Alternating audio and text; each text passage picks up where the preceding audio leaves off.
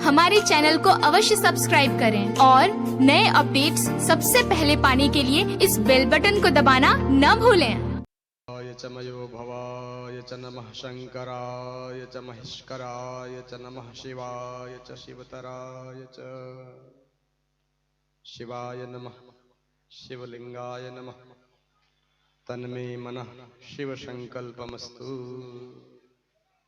श्री सियावर रामचंद्र भगवान की, श्री चार भुजानाथ की, श्री श्रीनाथ जी भगवान की, श्री एकलिंगनाथ की, श्री सांवरिया सेठ की, श्री गौ माता की, श्री भारत माता की। नमः पार्वती पतये हर हर हर महादेव हर। अनंत कोटि ब्रह्मांड नायक परात्पर पर ब्रह्म परमात्मा सभी के हृदय में अंतर्यामी रूप से विराजमान है।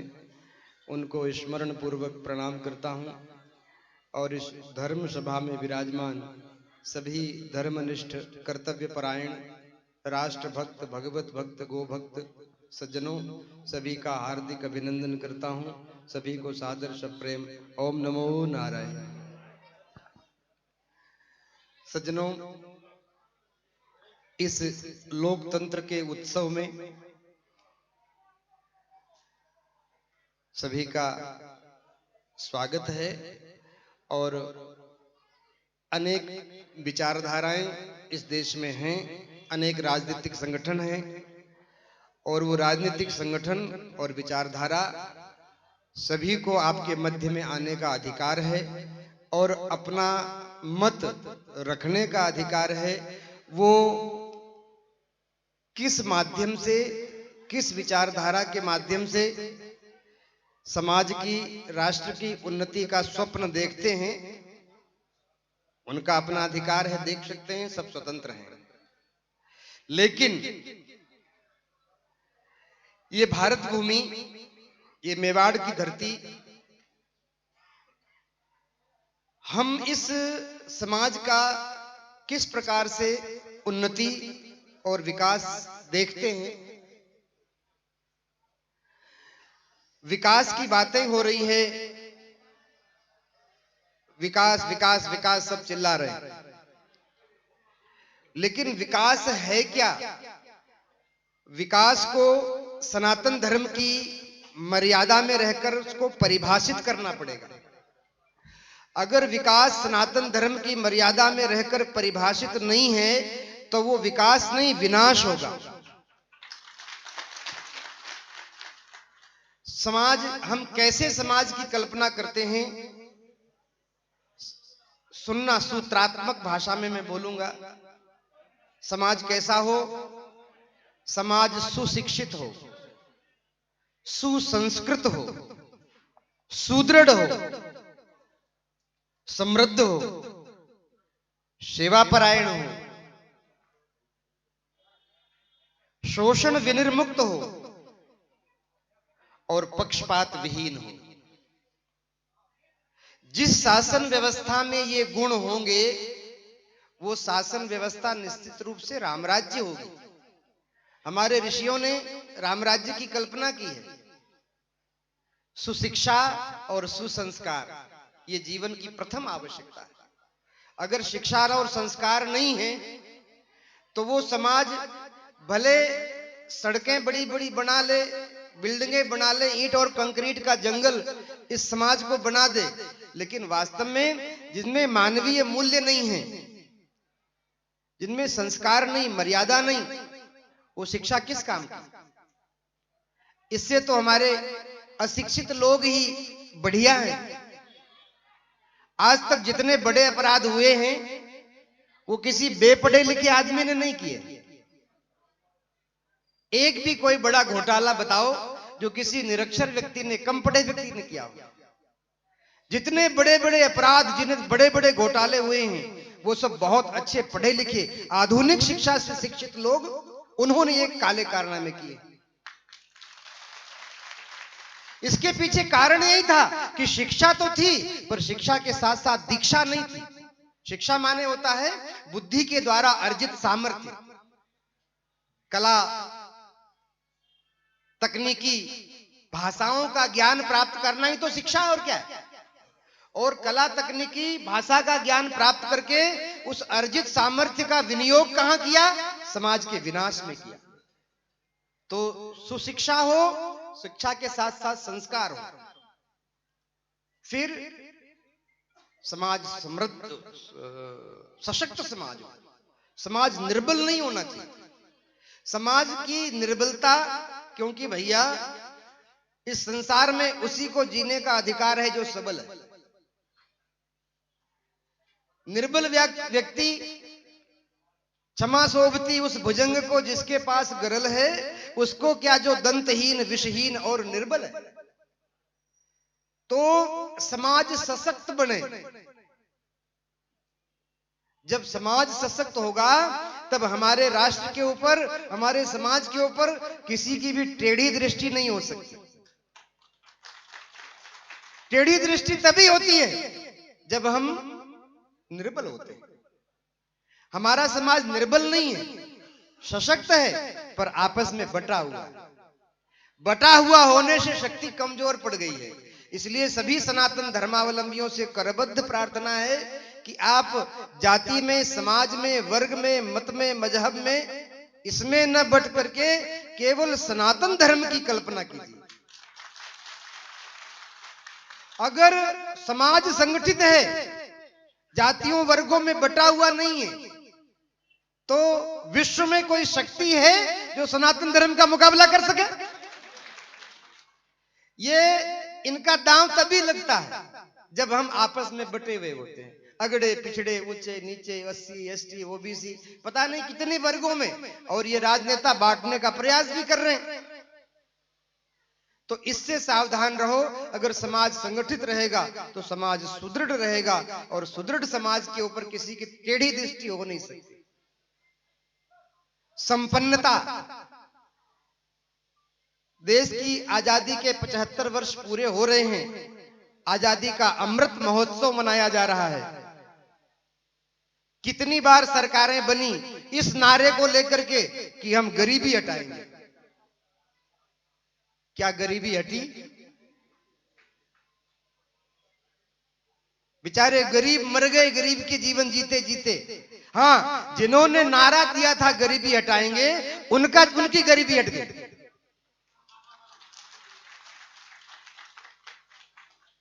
अभी भी रिकॉर्ड मिल रहा है कि स्विस बैंक में इतना पैसा पड़ा, इनका इतना पैसा पड़ा, इतना ऐसा, कभी कभी सोशल मीडिया पे आता। जिन्होंने गरीबी मिटाने का घोष किया था, उद्घोष किया था, उनकी तो मिट गई, और जनता जहां खड़ी थी वहीं खड़ी है, और वो अपने आप को ठगा हुआ महसूस करके इनको देख रही कि यही वो लोग थे क्या? यही लोग थे जो गरीबी मिटाने का प्रयास करते। गरीबी नहीं मिटी, समाज सुसंपन्न हो, शोषण विनिर्मुक्त हो। किसी भी समाज का शोषण नहीं होना चाहिए।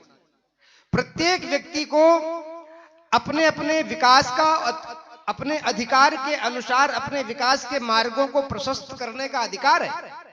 किसी जाति वर्ण में पैदा हुआ हो, प्रत्येक प्राणी को अपने विकास का अधिकार है, और लोक कल्याणकारी सरकार का यह कर्तव्य है कि वो सभी व्यक्तियों को अपने अपने विकास के उचित अवसर प्रदान करे। लेकिन बात तो हुई समानता की, लेकिन आज तक सरकारी संसाधनों पर समानता से उसके वितरण की व्यवस्था बन नहीं पाई। हमारे पूर्व प्रधानमंत्री कांग्रेस के बड़े लाडले दुलारे थे। 7 समुंदर पार से गुड़ियों के बाजार से प्यारी सी गुड़िया लाना, भाई भैया जल्दी आ जाना। तो 7 समुंदर पार से एक प्यारी सी गुड़िया लाए थे, और भैया तो चले गए, और भौजाई को हमारे माथे छोड़ गए, उसको हम झेल रहे हैं अभी तक। तो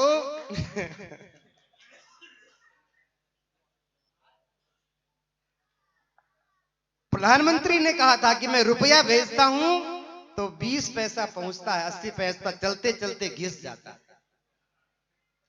नहीं पहुंचता।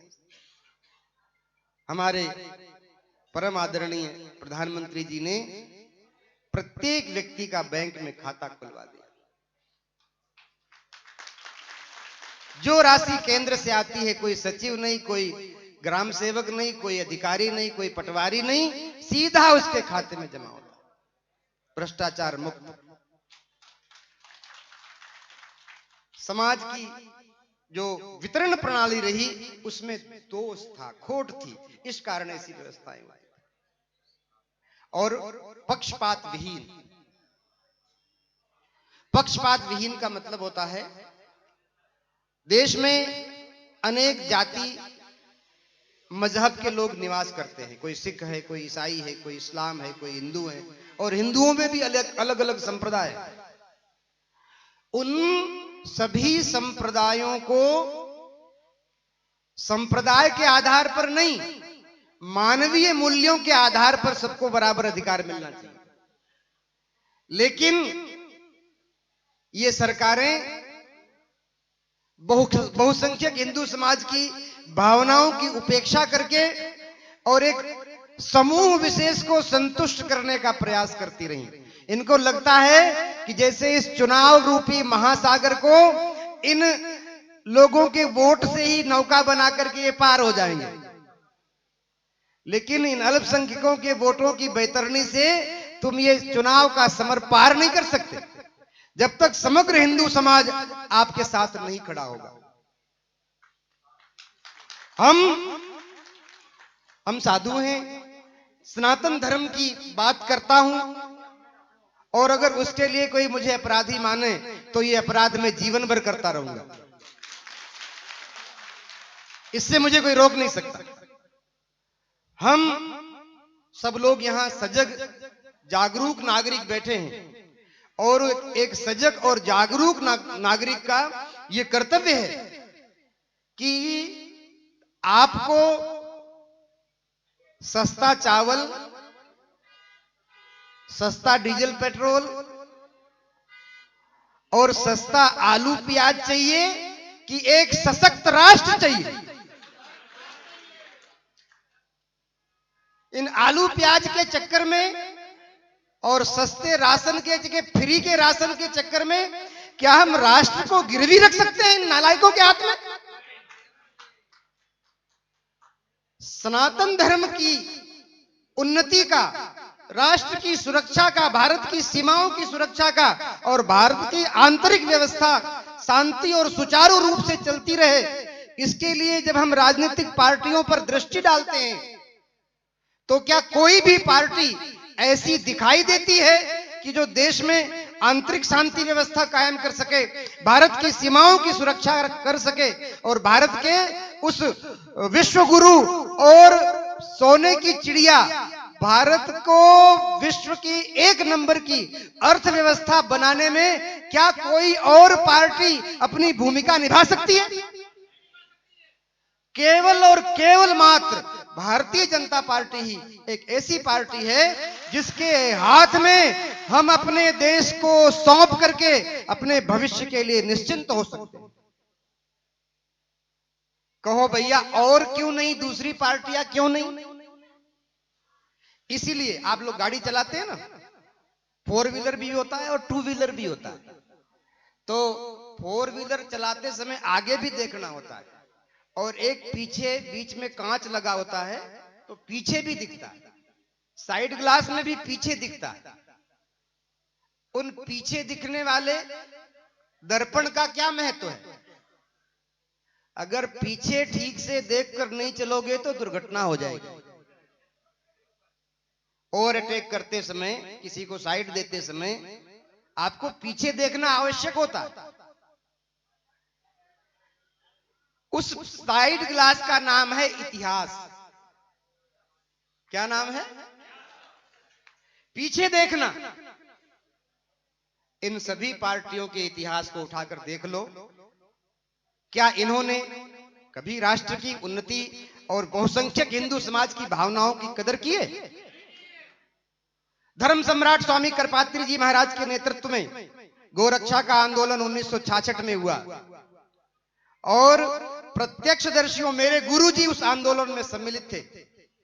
उन्होंने बताया, बोले बेटा क्या कहूं, जलियांवाला बाग तो हमने सुना था, देखा नहीं था, लेकिन 1966 का गोरक्षा आंदोलन जलियांवाला बाग से भी खतरनाक हत्याकांड था।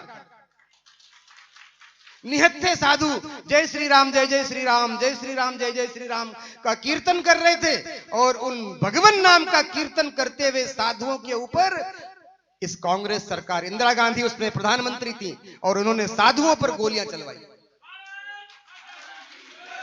जो साधु मर गए उनको, और जो नहीं मरे अधमरे थे, गोलियां लगी थी अभी जिंदा थे, उन जिंदे साधुओं को भी उन मुर्दों के साथ में रखकर एक साथ लकड़ी की चिता बनाई गई और उस पर एक साथ जला दिया गया। ये इनका चरित्र है। गोरक्षा, राष्ट्र रक्षा, राम मंदिर, क्या इन दूसरी पार्टियों की सरकारें होती तो राम मंदिर बनना संभव था? अरे इन्होंने तो 22-22, 25-25 देश के सर्वश्रेष्ठ वकील लगा रखे थे ये सिद्ध करने के लिए कि राम हुए ही नहीं, राम कल्पना है। जो पार्टी राम को कल्पना बना दे, गोरक्षा को साइड में रख दे,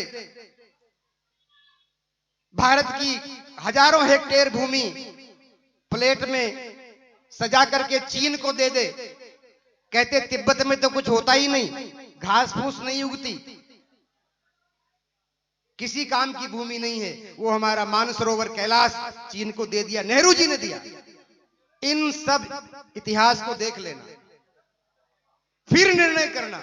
निर्णय क्यों? देश में दो बड़े बड़े बहुत काम हुए, उसमें मैं नहीं जाऊंगा, दो कार्य अभी बड़े होने हैं। एक क्या होना है? गोरक्षा का अधिनियम पारित कराना है और दूसरा कॉमन सिविल कोर्ट लाना है। कॉमन सिविल कोर्ट, एक देश एक विधान, जो हिंदू के लिए वही सिख के लिए, वही ईसाई के लिए, वही मुसलमान के लिए। तो ये कॉमन सिविल कोर्ट संसद के 1/3 बहुमत से पारित होगा और आधे राज्यों की स्वीकृति से पारित होगा और राज्यसभा में बहुमत होगा तो पारित होगा। तो राजस्थान में अगर भारतीय जनता पार्टी की सरकार आती है तो यहां से राज्यसभा के सांसद चुन के जाएंगे, राज्यसभा में बहुमत होगा और राजस्थान में बहुमत होगा, तो हम कॉमन सिविल कोर्ट और गोरक्षा के विधेयक को संसद में मंजूरी दिला सकते हैं। और इनकी सरकार आ भी जावे विपक्षियों की, वैसे तो आनी नहीं है, 72 पार्टियों का जो गठजोड़ बनाया है ना, कहीं का ईंट कहीं का रोड़ा, भानुमति ने कुनबा जोड़ा, वो कुनबा जोड़कर बैठे। तो अगर ये आ भी जाते हैं तो क्या इनसे कॉमन सिविल कोर्ट और गोरक्षा की अपेक्षा आप कर सकते हैं? तो सजग बनिए, जागरूक बनिए। 2 रुपया किलो आटा और 2 रुपया किलो चावल, सस्ता डीजल पेट्रोल, प्याज और आलू, इनकी तरफ मत देखना। अरे महाराज बिकना ही हो तो किसी ढंग से बिको यार। ये 222 रुपए का भोजन का किट दे करके खरीदना चाहते हैं देश को, हैं?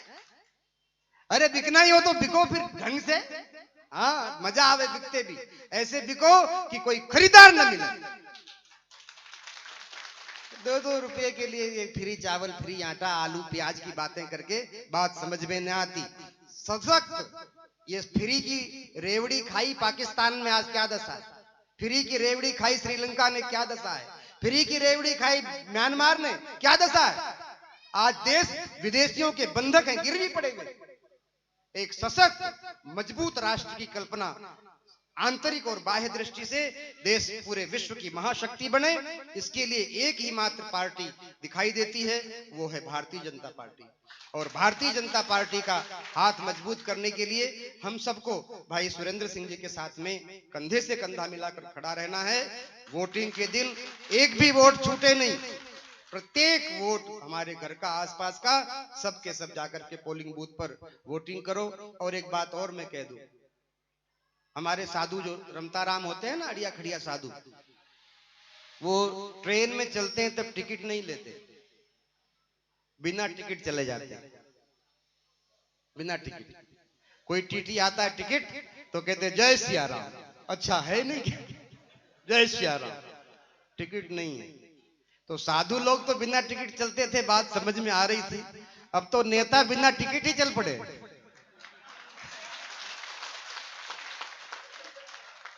अरे किसी पार्टी से मिली तो टिकट मिल गया, और पार्टी से नहीं मिली तो बिना टिकट। तो बिना टिकट महाराज रास्ते में टीटी पकड़ेगा।